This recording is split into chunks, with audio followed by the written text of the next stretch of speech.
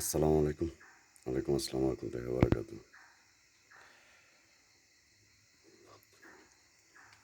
আজকে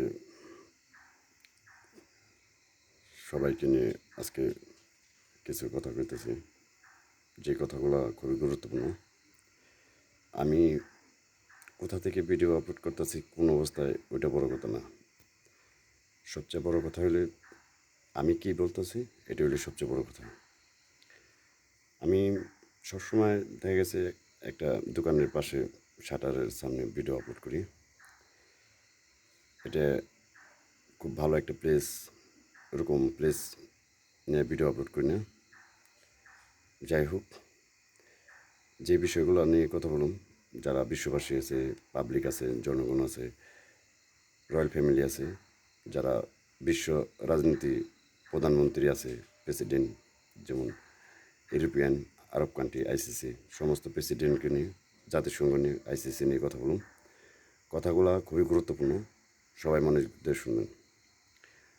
আজকে মধ্যরাষ্ট্রে যে যুদ্ধক্ষেত্রে ইরান, ইসরায়েল, ফিলিস্তিনি, গাজা, আমেরিকা, যে যুদ্ধক্ষেত্রে যে সারা পৃথিবীর যে শেয়ার বিজনেস বলতে যে কোনো বিজনেস, যে আর্থিক অবস্থা খুবই মন্দ যাইতেছে, খুবই খারাপ যাইতেছে।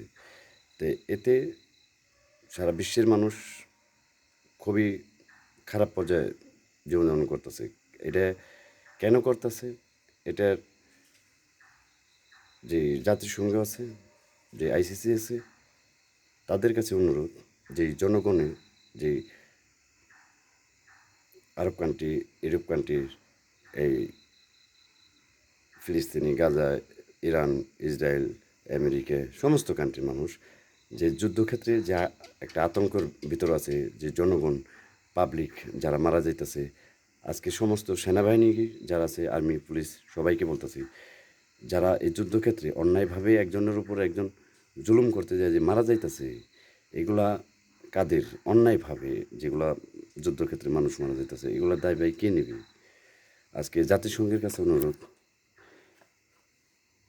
ইরান, ইসরায়েল, ফিলিস্তিনি, গাজা যে যুদ্ধ নিয়ে, যে ছোট ছোট থাকতে যে যুদ্ধটা থামানোর উচিত ছিল জাতিসংঘের কাছে, যে আইসিসি আছে, তাদের আরব কান্ট্রির প্রধান যারা আছে তাদের নিয়ে বৈঠক করে এই বিষয়টা নিয়ে সমাধান করা উচিত ছিল। তো আজকে ইসরায়েল একটা ইহুদি কান্ট্রি, তাকে আরব কান্ট্রির সাথে জায়গা দিছে থাকার জন্য। সে এই থাকার জন্য যে জায়গাটা দিছে ওই জায়গার থেকে ইহুদি কান্ট্রি ইসরায়েল একলা, এখানে সমস্ত কান্ট্রি আরব কান্ট্রি।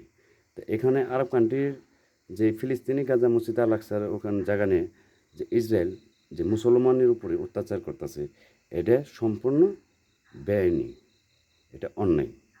আর আমেরিকা আমেরিকা যে ইসরায়েলি নিয়ে সারা মুসলিম কান্ট্রির ভিতরে যে আতঙ্ক সৃষ্টি করছে, এই জনগণ মাইরে এই মুসলমানের উপরে যে অত্যাচার করতেছে, এটা জঘন্য, বেআইনি, অন্যায়। তা এটা কেন? এই মুসলমানের উপরে একটা পবিত্র মাস, বারবার বলতেছি, পবিত্র মাস রমজান মাস, এই মাসের ভিতরে ইসরায়েল মুসলমানের উপরে হামলা চালাইতেছে। আমি বারবার বলছি, হিন্দু, মুসলমান, খ্রিস্টান, বৌদ্ধ যারাই আছে, আইন সবার জন্য সমান। তো আমরা যেই ধর্মেরই মানুষ হোক, এই সবাই হলে মানুষ। সমস্ত পাবলিক ফাংশন যারা আছেন, জনগণ যারা আছে, তাদের যে একটা রাষ্ট্রের প্রেসিডেন্ট, যে নাগরিকরা যারা আছে মারা যাইতেছে, জনগণ মারা যাইতেছে, এর জন্য জাতিসংঘ থেকে খুবই দ্রুতভাবে যে এটার পদক্ষেপ নিতেছে না থামানোর জন্য যুদ্ধক্ষেত্রে। আর আমেরিকা এই ইসরায়েলকে সাপোর্ট করে আজকে এই মধ্যরাষ্ট্রে যে একটা আতঙ্ক সৃষ্টি করতেছে, এই যে সারা মুসলমানের উপরে, মুসলিম কান্ট্রির উপরে যে হামলাটা চলছে, একমাত্র আমেরিকা আর ইসরায়েলের জন্য। কেন? ওরা সন্ত্রাসবাদী করছে, যে সন্ত্রাস মুসলমানের উপরে অত্যাচার করতেছে। সারা আরব কান্ট্রিরে আজকে আমি আয়াতুল্লাহ খামেনির পক্ষে থেকে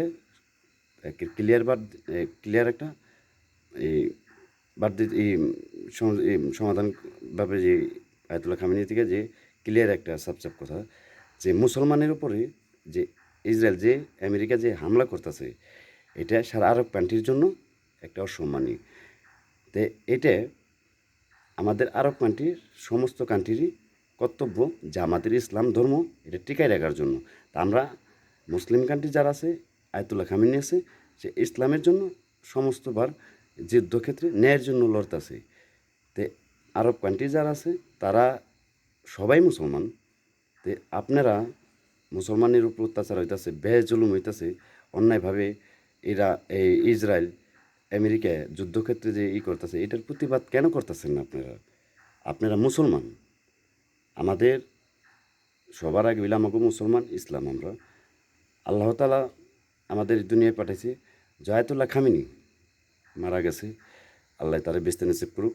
তো আমি সারা আরব কান্ট্রির বলতেছি, আমরা মুসলমান, আমরা মুসলমানের জন্য ইসলাম ধর্ম টিকানোর জন্য যে ইসলাম করার জন্য জান যাইব, মাগার মাথা নত করবো না।